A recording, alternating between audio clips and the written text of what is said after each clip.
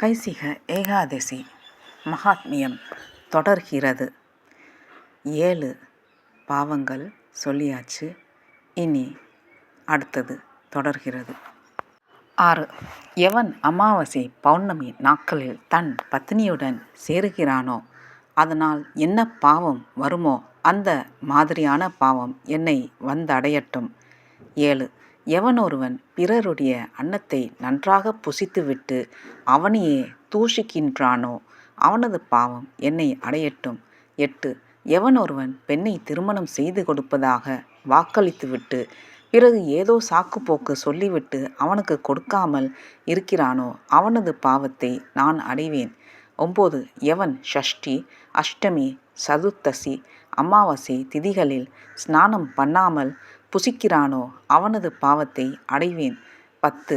ஒரு பொருளை தானமாக கொடுப்பதாக கூறி பின்பு மறுக்கிறானோ அந்த பாவத்தை நான் அடைய கடவேன். 11. எவனொருவன் நண்பனின் மனைவியை அபகரிக்கிறானோ அதனால் வரும் பாவத்தை அடைய கடவேன். 12. எவன் ஒருவன் குருவின் பத்தினி அல்லது அரசனின் பத்தினியை அபகரிக்கின்றானோ அதனால் வரும் பாவத்தை அடைய கடவேன். 13. எவனொருவன் 2 பெண்களை மணம் செய்து பின் ஒருத்தியை மட்டும் அலட்சியம் செய்வதால் ஏற்படும் பாவம் என்னை அடையட்டும். 14. எவனொருவன் கதியற்று தனது பதிவிரதையான பத்தினியை யௌவன வயதில் வயதான காலத்தில் தனியே விட்டு விடுகிறானோ அவன் அடையும் பாவம் என்னை சூழட்டும். 15. தாகத்துடன் தண்ணீர் குடிக்க வரும் பசுவை குடிக்க விடாமல் செய்வதால் வரும் மகா பாவம் என்னை வந்தடையட்டும். 16. எவன் பிரம்மஹத்தி தோஷம் செய்கிறானோ, கள்ளை குடிக்கிறானோ, விரதத்திற்கு பங்கம் பண்ணுகிறானோ இப்படிப்பட்ட மகா பாவிகளின் பாவத்தை அடைய கடவேன். 17. எவன் சர்வ யாபியாய் எங்கும் நிறைந்திருக்கும் எழுந்தருளியிருக்கும் ஸ்ரீ வாசுதேவனை ஆராதனை பண்ணாமல் இதர தேவதைகளை உபசரிக்கின்றானோ அவனது பாவத்தை அடைவேன். இந்த 17 சபதங்கள் நம் பாடுவான் சொல்லியும் கூட பிரம்ம ராட்சசன் அசைந்து கொடுக்கவில்லை. 18. சர்வ ஜனங்களையும் காப்பவனும் எல்லோர் இதயத்திலும் அந்தர்யாமியாய் இருப்பவனும் எல்லா உயிர் இனங்களையும் இயக்குபவனும் 30 முக்கோடி தேவர்களானாலும் முனிவர்களானாலும் ஆராதிக்கப்படுபவனுமான சர்வேஸ்வரனான அந்த ஸ்ரீமன் நாராயணனையும் மற்றவர்களையும் சமமாக பாவிப்பதால் வரும் பாவம் என்னை அடையட்டும். இந்த 18வது சபதத்தை கேட்டதும் பிரம்ம ராட்சசன் திகைத்து நின்றது. அது மிக கொடிய பாவம் என்று அறிந்து கொண்டது பிரம்ம ராட்சசன். நம் பாடுவான் மேலே சொன்ன சபதங்களை கேட்டதும் நம் பாடுவானது அபார ஞானத்தை புரிந்து கொண்டது. இவன் சாதாரணமான ஆள் இல்லை என்று உணர்ந்தது. இவனை விடாவிட்டால் இன்னும் துயரமே வரும் என்று நம் பாடுவானை விடுவித்து சீக்கிரமே விரதத்தை முடித்துவிட்டு வா என்று சந்தேகத்துடன் அனுப்பியது. பிரம்ம ராட்சசன் வழி விடவும் நம் பாடுவான் அழகிய நம்பியை காணும் ஆவலில் ஓடோடி மலை ஏறினான். நம்பியை கண்டார்.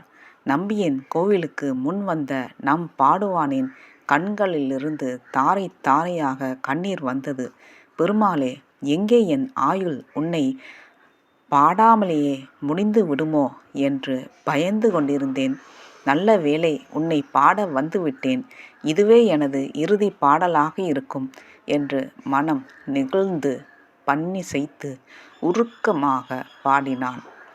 ஏனெனில் பிரம்ம ராட்சசன் நம் பாடுவானை உண்டுவிட்டால் அவரது உயிர் பிரிந்துவிடும் அல்லவா? இறைவனை இனிமேல் காண முடியாது என்று மிகவும் உருக்கமாக பண் இசைத்து பாடினார் நம் பாடுவான்.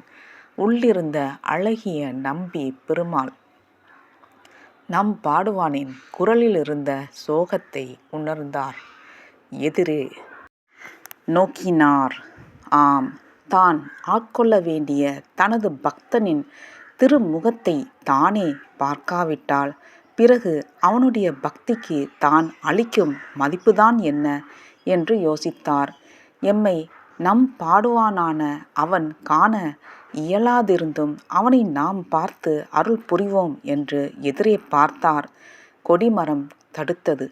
விலகி நில் கொடிமரமே, என் பக்தன் என்னை காண வேண்டும், அதைவிட நான் அவனை காண வேண்டும், விலகு என்று தனது பார்வையை சற்றே கொடிமரத்தை நோக்கி பார்வையாலேயே சற்று விளக்கினார்.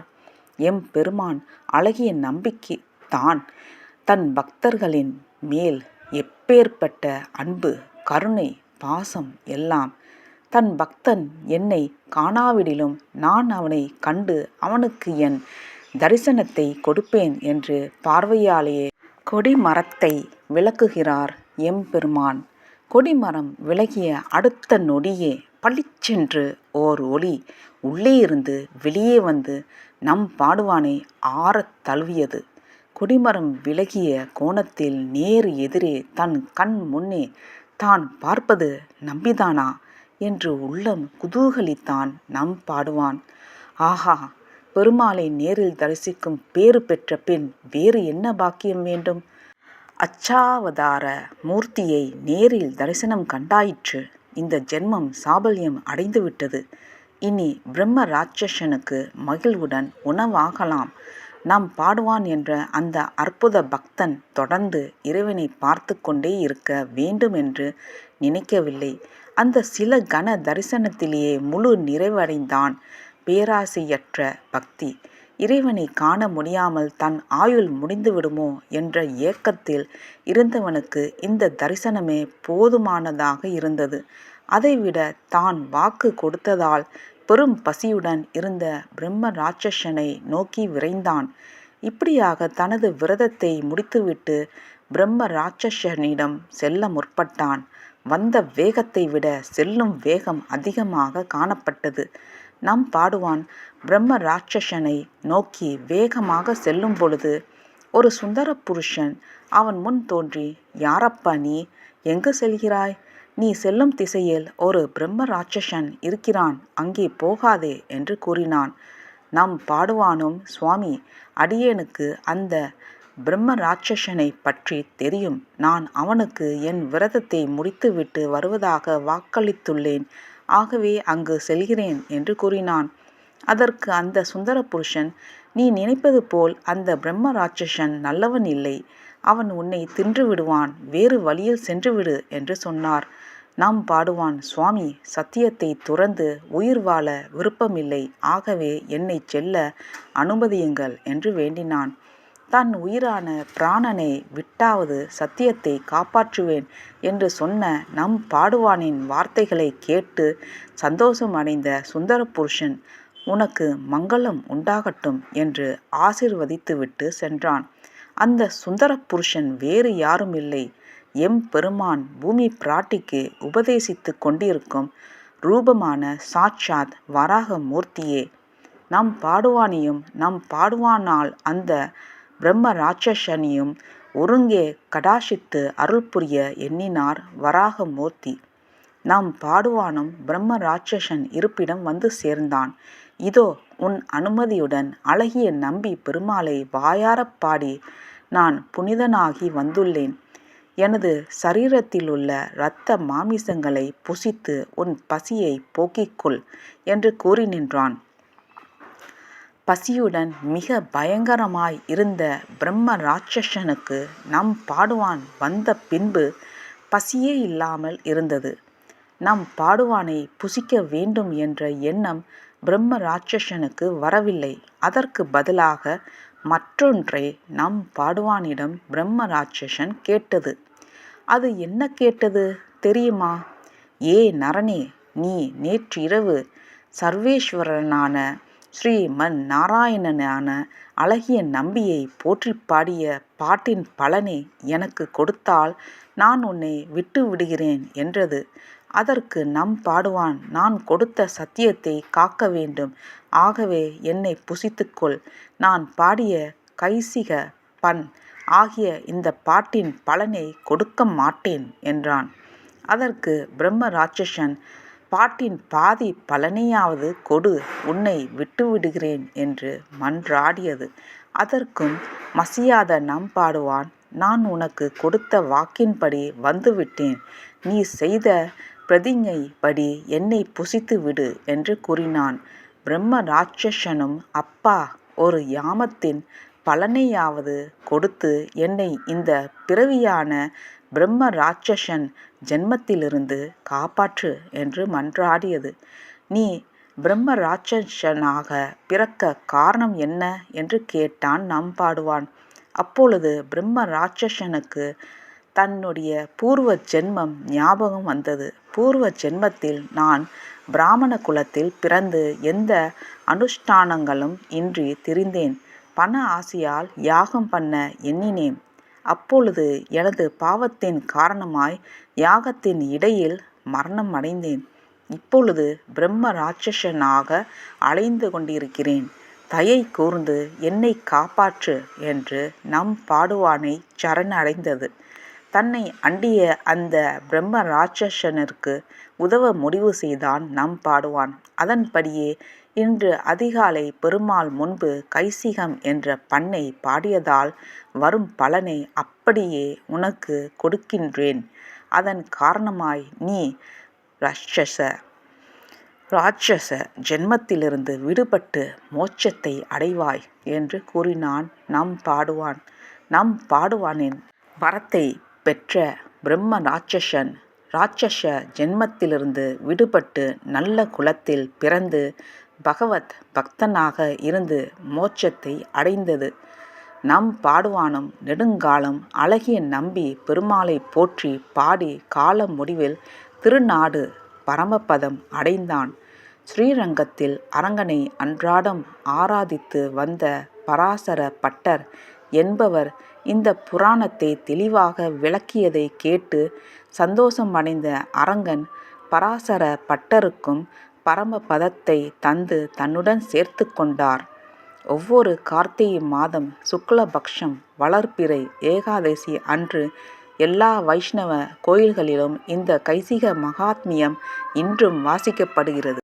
அப்பேற்பட்ட இந்த கைசிக மகாத்மியத்தை கோயிலுக்கு சென்று பெருமாள் முன்னோ அல்லது வீட்டில் பூஜை அறையில் பெருமாள் முன் சொல்கின்றவனும் அதை கேட்கின்றவர்கள் யாவரும் இந்த லோகத்து ஐஸ்வர்யங்கள் அனைத்தையும் அனுபவித்து பின் வைகுந்தத்தையும் அடைவார்கள் என்று பூமி பிராட்டிக்கு வராக பெருமாளே சொன்ன சத்தியம் இந்த மகாத்மியம்.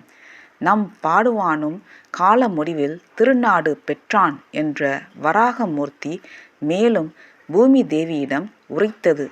எவனொருவன் கார்த்திகை சுக்லபட்சத்து வளர்பிறை துவாதசி அன்று நம் சந்நிதியில் இந்த கைசிக மகாத்மியத்தை வாசிக்கின்றானோ அல்லது செவி மடுக்கிறானோ கேட்கிறானோ அவன் நமக்கு பல்லாண்டு பாடிக்கொண்டு ஆத்மானுபாவம் பண்ணிக்கொண்டிருப்பான் என்று பூமி தேவி தாயாரிடம் இந்த கைசிக ஏகாதசி மகாத்மியம் பற்றி எடுத்துரைத்தார்.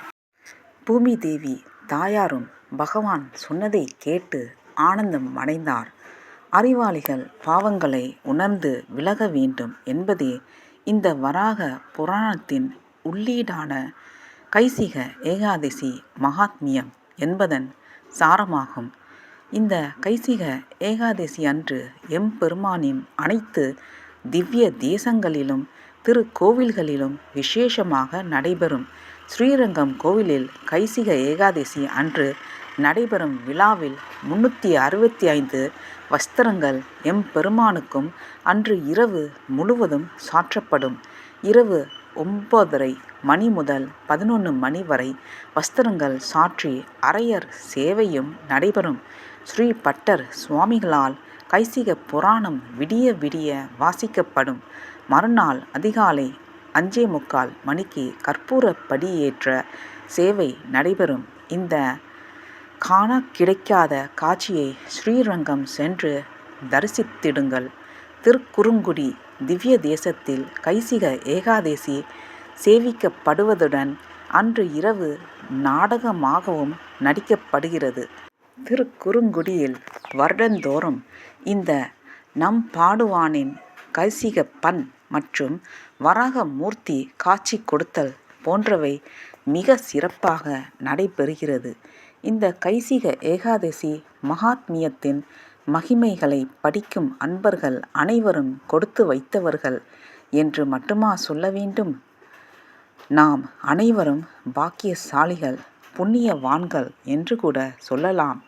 அறிவாளிகள் தெரிந்தோ தெரியாமலோ செய்த பாவங்களில் இருந்து இனிமேலாவது விலகிக் கொள்ள வேண்டும், மறுபடியும் பல பாவங்களை செய்யாமல் இருக்க வேண்டும் என்பதே இதன் சாராம்சம்.